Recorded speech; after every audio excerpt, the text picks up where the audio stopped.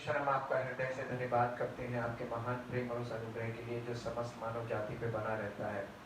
और जो कोई आपके इकलौते पुत्र प्रभु यीशु मसीह पर विश्वास करता, भरोसा रखता है, उसके जीवन में वो सामर्थ्य प्रकट होती है और पवित्र आत्मा उसके जीवन को जयवंत और फलवंत बनाने लगता है। धन्यवाद करते प्रभु आपकी उन तमाम योजनाओं के लिए जो आपने हमारे लिए बना कर रखी हैं और हमारे जीवन में पवित्र आत्मा के द्वारा पूरी करते हैं। चाहते प्रभु हम सब का जीवन जयवंत से भी बढ़कर होता जाए और हम सब मिलकर आपकी महिमा के कारण भी बने और आपकी महिमा के पात्र बने। इस धरती पर आपका राज्य बढ़ने पाए और आपका नाम महिमा पाए। यीशु मसीह के नाम से मांगते हैं, आमीन। सबको जय मसीह की। हम परमेश्वर का धन्यवाद करते हैं आज के दिन के लिए और परमेश्वर की महान सामर्थ के लिए, उसके महान प्रेम के लिए जो उसने हम और आपसे किया है। परमेश्वर का प्रेम अनकंडीशनल है, लेकिन परमेश्वर के वायदे कंडीशनल है, क्योंकि वायदे हमेशा कंडीशनल होते हैं। प्रेम अनकंडीशनल है। परमेश्वर हमसे प्रेम करने के लिए कोई कंडीशन नहीं रखी, लेकिन परमेश्वर ने हमारे जीवन में अपने वायदों को पूरा होने के लिए कंडीशंस बना के रखी हैं। यदि हम उन कंडीशंस को समझें तो हम सबका जीवन उसकी महिमा का कारण बन सकता है। इसलिए आज आपके साथ परमेश्वर के वचन से एक पद को पढ़ना चाहेंगे जहां से हम शुरुआत करेंगे, और वो है मत्ती रचित सुसमाचार के 5 अध्याय का 20 पद। मत्ती रचित सुसमाचार 5 अध्याय का 20 पद। क्योंकि मैं तुमसे कहता हूँ, यीशु मसीह कह रहा है, क्योंकि मैं तुमसे कहता हूँ कि यदि कोई तुम्हारी धार्मिकता शास्त्रियों और फरीसियों की धार्मिकता से बढ़कर ना हो, तो तुम स्वर्ग के राज्य में कभी प्रवेश ना कर पाओगे। तो तुम स्वर्ग के राज्य में कभी प्रवेश करने ना पाओगे। कंडीशन देखिए, जब कोई रेस या कोई चीज शुरू होती है तो उसके पहले एक कंडीशन या एक लाइन खींची जाती है। परमेश्वर का वचन जो शुरू से व्यवस्था के द्वारा पुराने नियम से आगे चलता चला आ रहा था, यीशु मसीह व्यवस्था के पीरियड में ही इस धरती पर पैदा हुआ और व्यवस्था के अंतर्गत पैदा हुआ, ताकि व्यवस्था के में जो फंसे हुए लोग थे उन्हें भी मोल लेकर छुड़ा ले। इसलिए यीशु मसीह ने सबसे पहली लाइन खींची। यहाँ पर व्यवस्था जो कार्यों पर आधारित थी, इंसान की एक्टिविटीज पर आधारित थी, इसलिए यीशु मसीह ने यहाँ पर जो लाइन खींची है हमारे और आपके लिए, जो यीशु मसीह पर विश्वास करते हैं और विश्वास से आगे बढ़ना मांगते हैं, हमारे लिए ये लाइन, हमें इस लाइन से आगे जाना है। और ये लाइन ये है कि जो यीशु मसीह ने कहा कि यदि तुम्हारी धार्मिकता शास्त्रियों और फरीसियों की धार्मिकता से बढ़कर ना हो तो तुम स्वर्ग के राज्य में कभी प्रवेश ना करने पाओगे। अब इसको मैं एम्प्लीफाइड इंग्लिश बाइबल से आपके साथ पढ़ूंगा, जो chapter 5 verse 20 in English and amplified version. और यहाँ पर इस प्रकार से लिखा है, for I tell you unless your righteousness, your uprightness and your right standing with God is more than that of scribes and Pharisees, you will never enter the kingdom of heaven। यानी परमेश्वर के राज्य में प्रवेश करने के लिए हमें कौन सी धार्मिकता की को मानना होगा या कौन सी धार्मिकता पूरी करनी है। यहाँ पर उसने लाइन खींच दी थी, शास्त्रियों और फरीसियों की धार्मिकता से बढ़कर चाहिए। तो शास्त्रियों और फरीसियों की जो धार्मिकता थी वो शरीर के द्वारा, इवेंट्स के द्वारा, वर्किंग के द्वारा थी, कार्यों के द्वारा थी। अब मेरे इसी को समझने के लिए हम एक पद पढ़ेंगे आपके साथ, जो लूका रचित सुसमाचार उसके 18 अध्याय में हमें और आपको मिलेगा। लूका रचित सुसमाचार उसके 18 अध्याय में और उसके 11 पद से 9 पद से पढ़ेंगे। 18 अध्याय उसके 9 पद से, फरीसी और चुंगी लेने वाले का दृष्टांत। उसने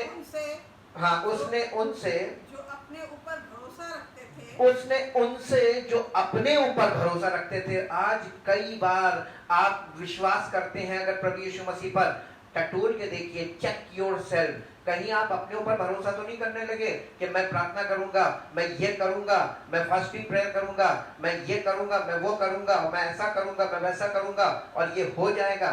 यीशु मसीह ने उसने उनसे जो अपने ऊपर भरोसा रखते थे कि हम धर्मी हैं और हाँ। दूसरों को तुच्छ और जानते थे। दूसरों को तुच्छ जानते थे। यह दृष्टांत कहा। ये दृष्टांत कहा। दो मनुष्य मंदिर में प्रार्थना करने के दो लिए गए। मनुष्य मंदिर में प्रार्थना करने के लिए गए।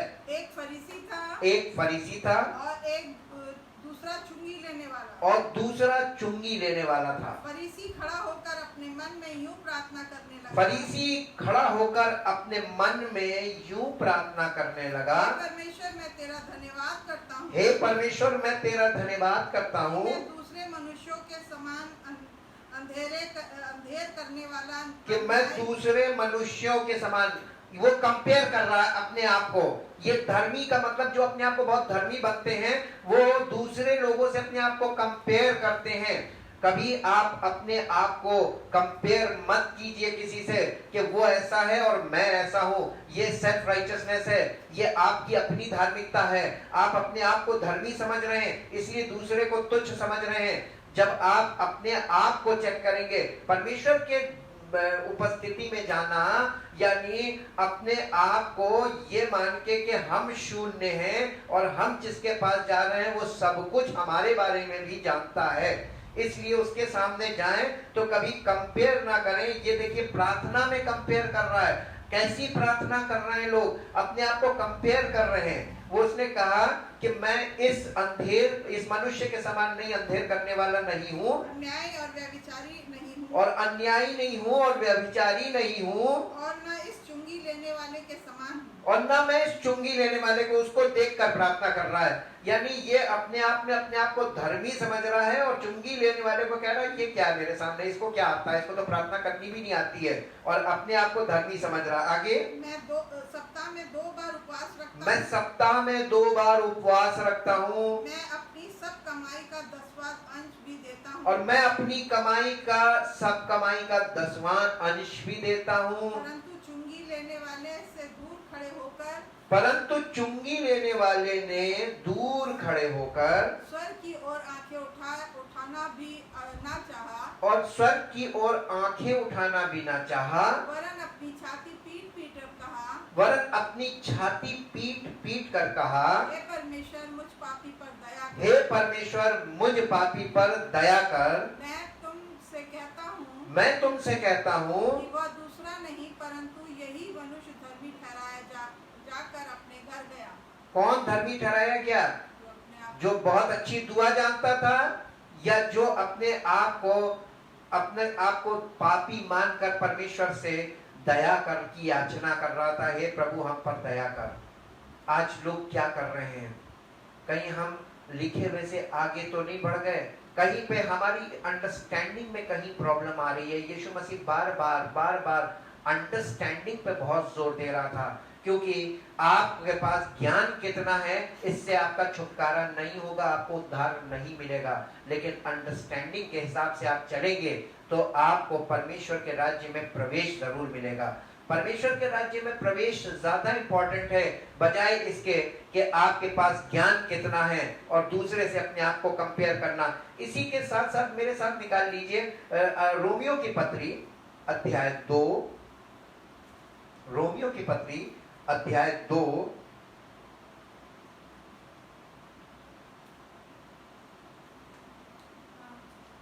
अध्याय 2 और उसके पहले पद से पढ़ेंगे। अतः हे दोष लगाने वाले, अतः हे दोष लगाने वाले, तू कोई क्यों ना हो, तू कोई क्यों ना हो, तू निरंतर है, तू निरुत्तर है, क्योंकि जिस बात में तू दूसरे पर दोष लगाता है, क्योंकि जिस बात में तू दूसरे पर दोष लगाता है, उसी बात में अपने आप को भी दोषी ठहराता है। उसी बात में तू अपने आप को भी दोषी ठहराता है। इसीलिए कि तू जो दोष लगाता है, इसलिए कि तू जो दोष लगाता है स्वयं ही वो काम करता है। स्वयं ही वो काम करता है। हम जानते हैं कि ऐसे ऐसे काम करने वालों पर परमेश्वर की ओर से ठीक ठीक दंड की आज्ञा होती है। हम जानते हैं कि ऐसे ऐसे काम करने वालों पर परमेश्वर की ओर से ठीक ठीक दंड की आज्ञा होती है।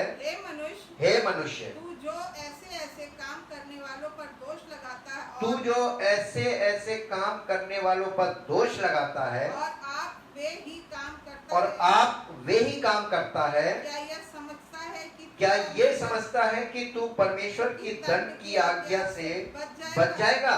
क्या तू उसकी कृपा और सहनशीलता और धीरज रूपी धन को तुच्छ जानता है? क्या तू उसकी कृपा और सहनशीलता और धीरज रूपी धन को तुच्छ जानता है? क्या यह नहीं समझता? क्या ये नहीं समझता कि परमेश्वर की कृपा तुझे मन फिराव को सिखाती है? क्या ये नहीं समझता कि परमेश्वर की कृपा तुझे मन फिराव को सिखाती है? पर तू अपनी कठोरता और हठीले मन के कारण पर तू अपनी कठोरता और हठीले मन के कारण उसके क्रोध के दिन के लिए जिसमें परमेश्वर का सच्चा न्याय प्रकट होगा, उसके क्रोध के दिन के लिए जिसमें परमेश्वर का सच्चा न्याय प्रकट होगा, अपने लिए क्रोध कमा रहा है। अपने लिए क्रोध कमा रहा है। वो हर एक को कौन? परमेश्वर हर एक को उसके काम के अनुसार बदला देगा। उसके विश्वास के अनुसार नहीं, उसके काम के अनुसार बदला देगा। तुम विश्वास क्या करते हो ये परमेश्वर नहीं देखेगा। तुमने विश्वास कैसा किया और उस विश्वास को तुमने कैसे प्रकट किया, इसके अनुसार आपका न्याय होगा। वह हर एक को उसके कामों के अनुसार बदला देगा। इसी के लिए आप जो विश्वास करते हैं वो नहीं, वो जिस विश्वास से आप जो कर रहे हैं उसके अनुसार आपको परमेश्वर न्याय करेगा। जी 7वां पद, जो सुकर्म में स्थिर रहकर महिमा और आनंद और अमरता की खोज में है, जो सुकर्म में स्थिर रहकर महिमा और आदर और अमरता की खोज में है, उन्हें वह अनंत जीवन देगा। उन्हें वो अनंत जीवन देगा। जो विवादी और सत्य को नहीं मानते, पर जो विवादी हैं और सत्य को नहीं मानते, वरन अधर्म को मानते हैं, वरन अधर्म को मानते हैं, उन पर क्रोध और कोप पड़ेगा। उन पर क्रोध और कोप पड़ेगा। और क्लेश और संकट हर एक मनुष्य के प्राण पर जो और क्लेश और संकट हर एक मनुष्य के प्राण पर जो बुरा करता है आएगा। पहले यहूदी पर फिर यूनानी पर। परंतु महिमा और आदर और कल्याण हर एक को मिलेगा। परंतु महिमा और आदर और कल्याण हर एक को मिलेगा जो भला करता है।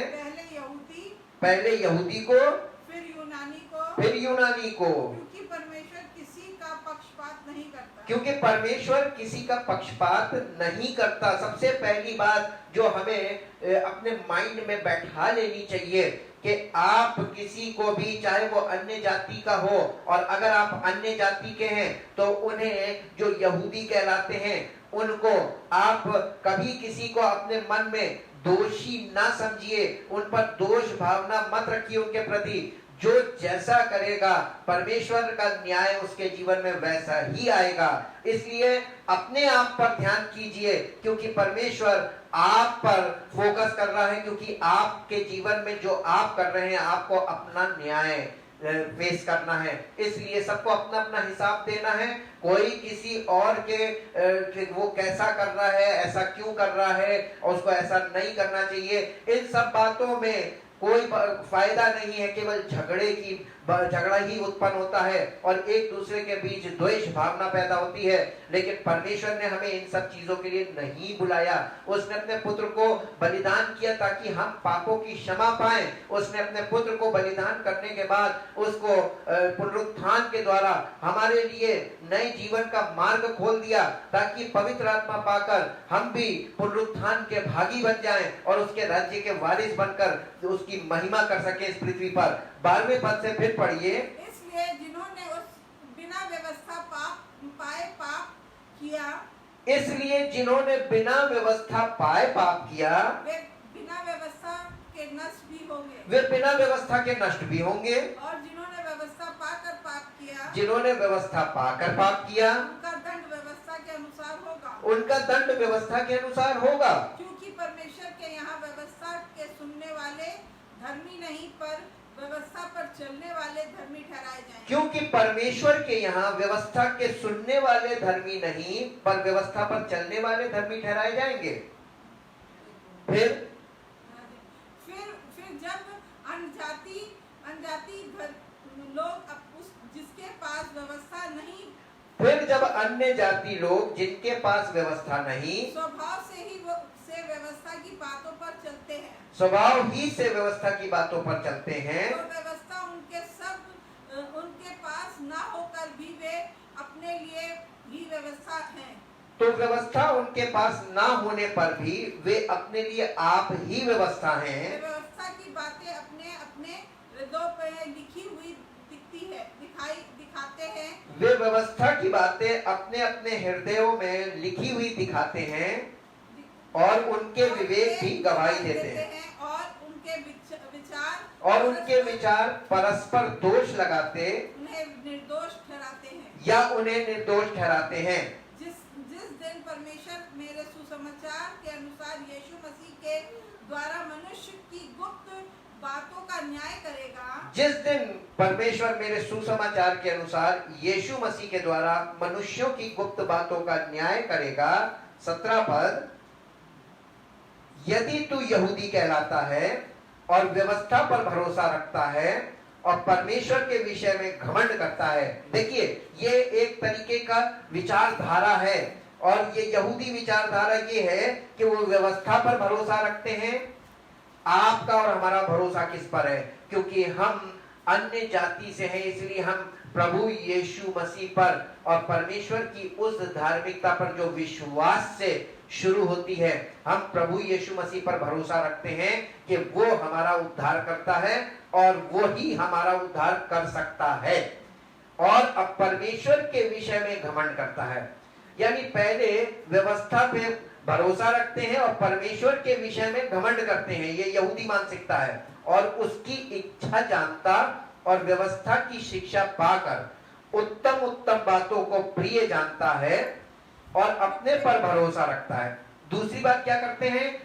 यहूदी मानसिकता में अपने ऊपर भरोसा रखते हैं कि मैं ये करूंगा, मैं ऐसे करूंगा, मैं वैसे करूंगा और ये हो जाएगा जी, कि मैं अंधों का अगुआ, कि मैं अंधों, यानी ये भरोसा बहुत से लोगों को मैंने अपने लाइफ में ये देखा है कि लोग कहते हैं कि मैं अंधों का अगुआ हूं। अरे तुम कहां से अंधों के अगुए हो? यीशु मसीह जीवन की ज्योति है और अगर हमारे जीवन में ज्योति नहीं आई है तो दूसरों को ज्योति कभी भी नहीं मिलेगी। मैं अंधों का अगुआ हूँ, यानी अंधे कौन हुए?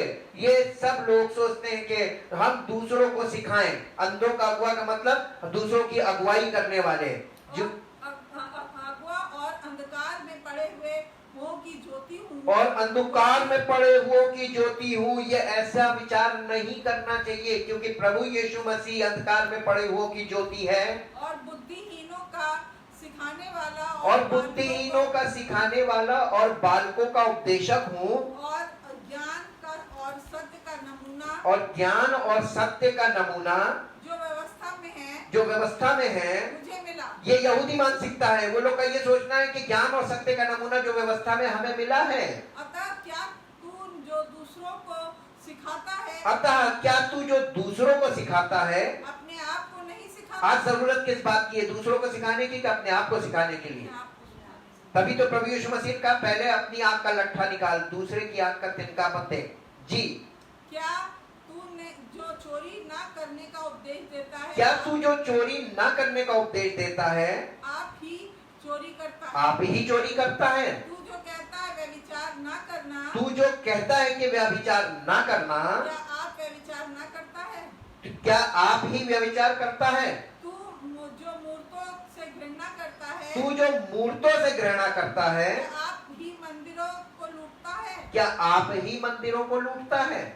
तू जो व्यवस्था के विषय में घमंड करता है, तू जो व्यवस्था के विषय में घमंड करता है, क्या व्यवस्था ना मानकर परमेश्वर का अनादर करता है? क्या व्यवस्था ना मानकर परमेश्वर का अनादर करता है?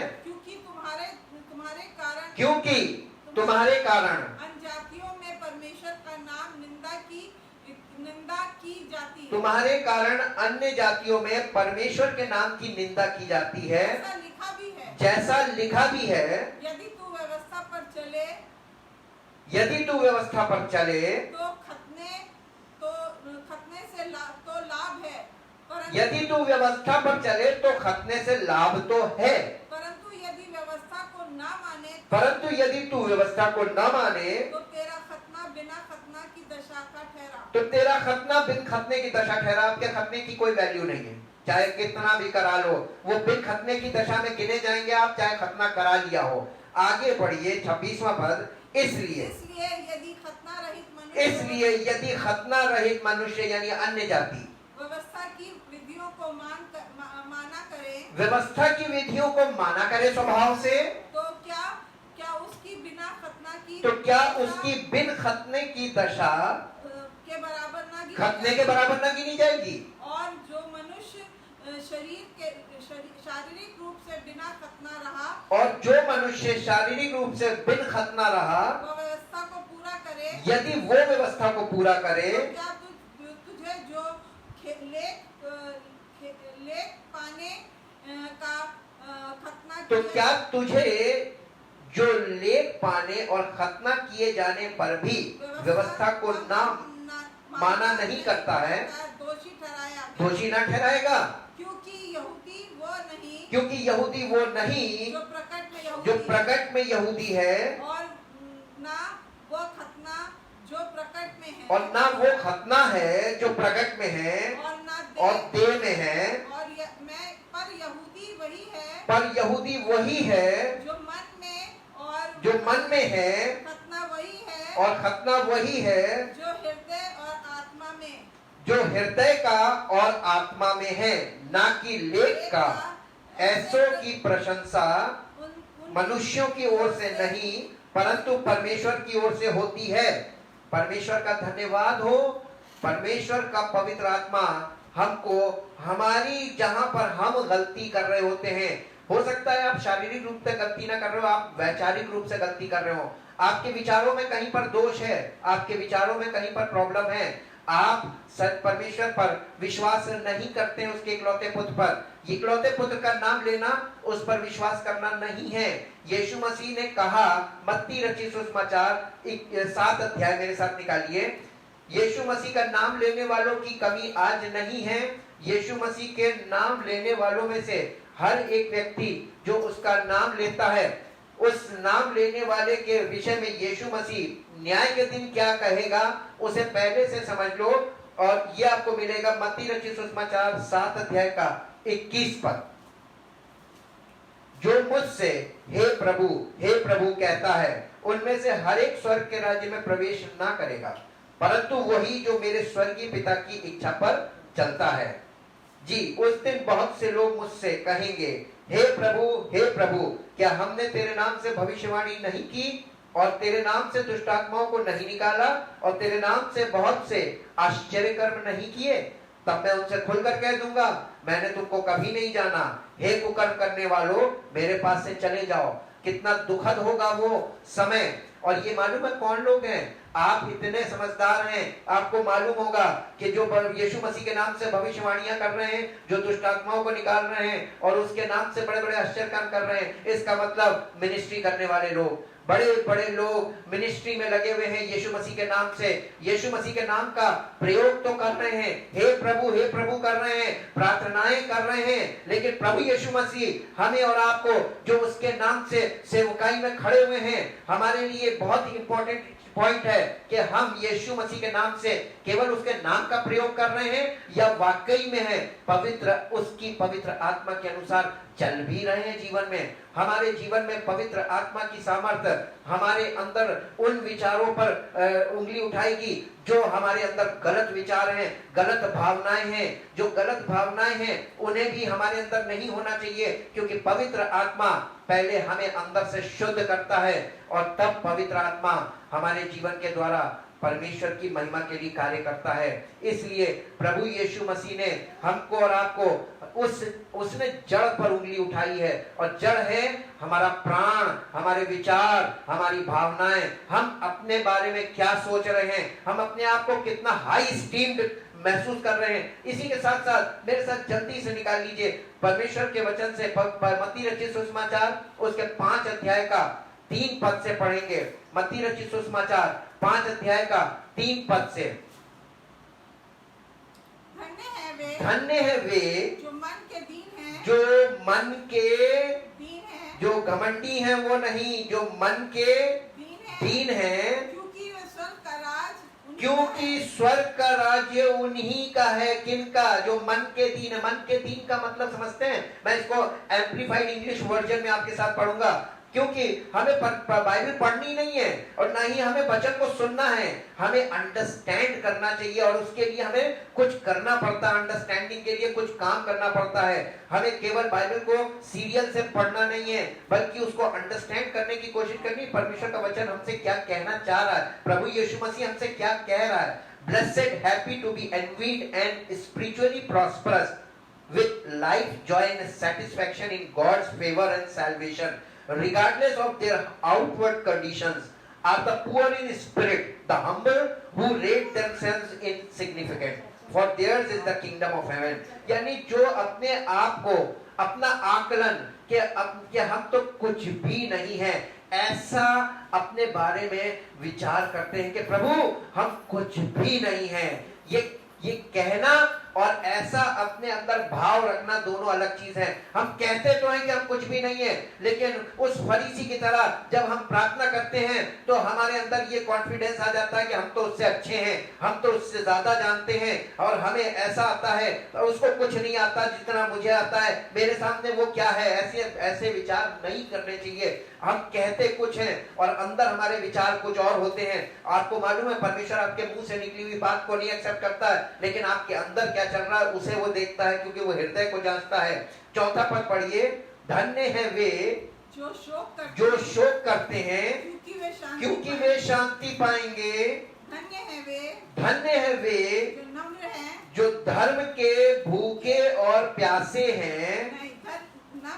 सॉरी, धन्य है वे जो नम्र हैं, वे पृथ्वी के अधिकारी होंगे। धन्य है वे जो धर्म के भूखे और प्यासे हैं, धन्य है वे जो धर्म के भूखे और प्यासे हैं, क्योंकि वे तृप्त किए जाएंगे। धन्य है वे जो दयावंत हैं, धन्य है वे जो दयावंत हैं, क्योंकि उन पर दया की जाएगी। धन्य है वे जिनके मन शुद्ध हैं, धन्य है वे जिनके मन शुद्ध हैं,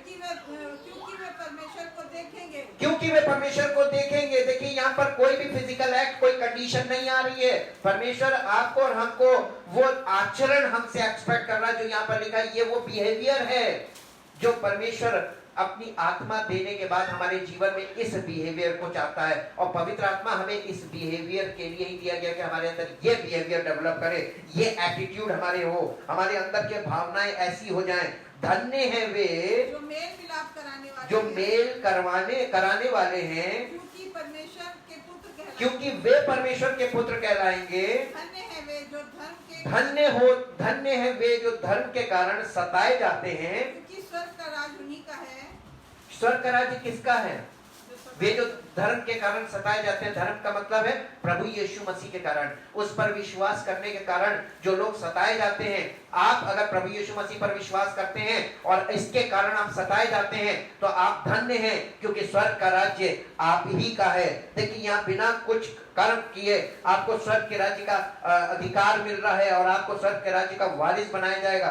तो और इसके बाद लिखा हुआ 11वां पद में, धन्य हो तुम जब मनुष्य मेरे कारण तुम्हारी निंदा करें और सताएं, झूठ बोल कर तुम्हारे विरोध में सब प्रकार की बुरी बातें कहें, झूठ बोल कर तुम्हारे विरोध में सब प्रकार की बुरी बात कहें, तब आनंदित और मगन होना, क्योंकि तुम्हारे लिए स्वर्ग में बड़ा फल है, क्योंकि तुम्हारे लिए स्वर्ग में बड़ा प्रतिफल है। इसलिए कि उन्होंने उन भविष्यवक्ताओं को जो तुमसे पहले थे इसी रीति से सताया था। इसी के साथ साथ जल्दी से निकालिए लूका रचित सुसमाचार उसका 6 अध्याय उसका 22 पद से पढ़िए। लूका रचित सुसमाचार 6 अध्याय। धन्य हो तुम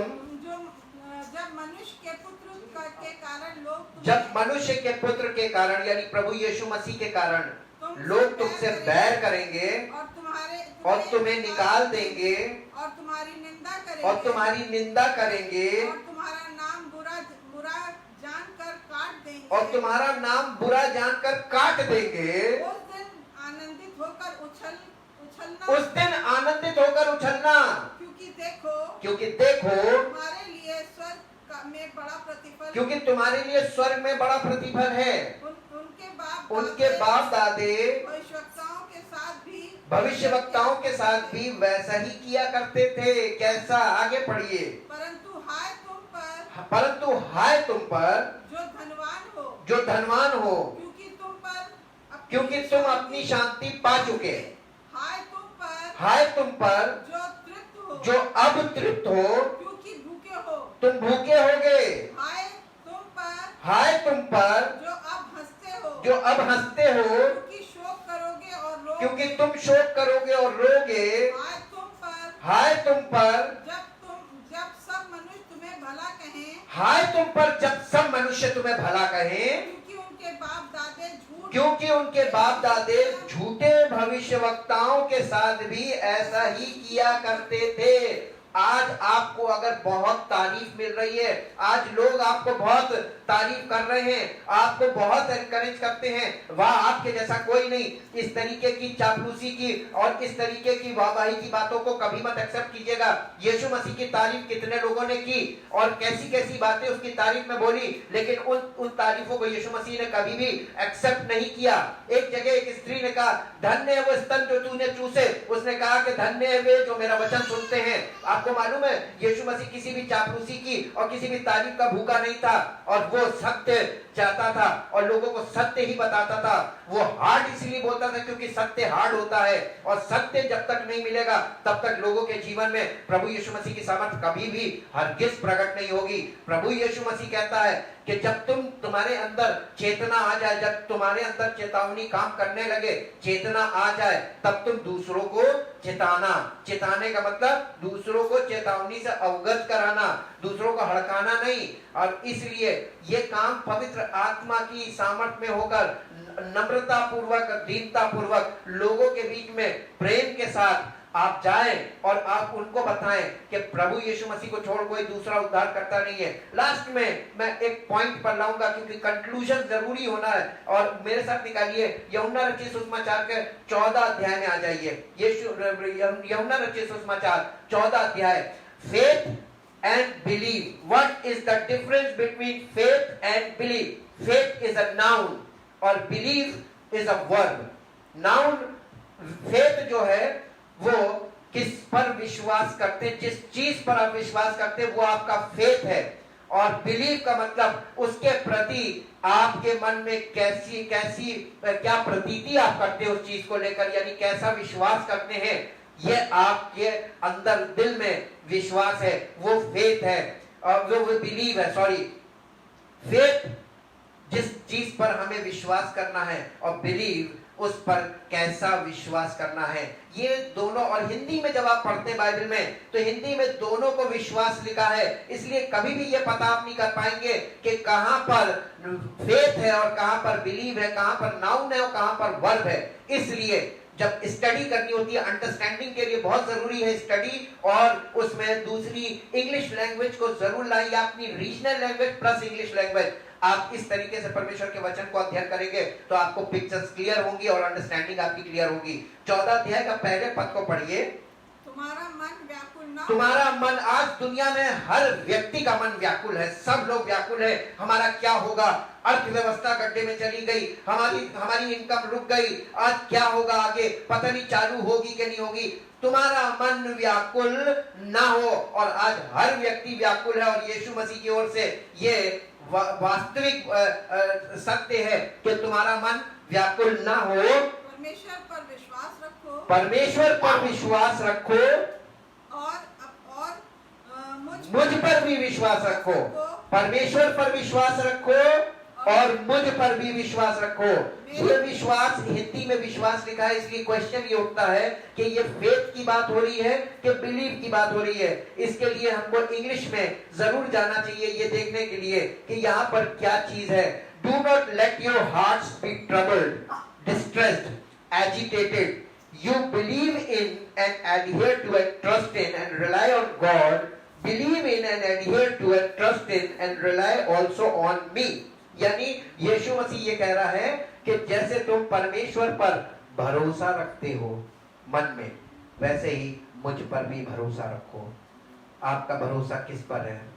अपनी प्रार्थना पर, अपने नॉलेज पर कि आपको वचन कितना मालूम है, आपको अपनी मिनिस्ट्री पर घमंड है कि हम कितनी मिनिस्ट्री कर चुके हैं, या आपको प्रभु यीशु मसीह पर भरोसा है कि वो हमारी सारी परिस्थितियों में हमारी मदद कर सकता है, हर बात में वो हमारी मदद कर सकता है, हर परिस्थिति में से वो हमें निकाल सकता है, हर सवाल का वो जवाब दे सकता है और हर मसले को हल कर सकता है।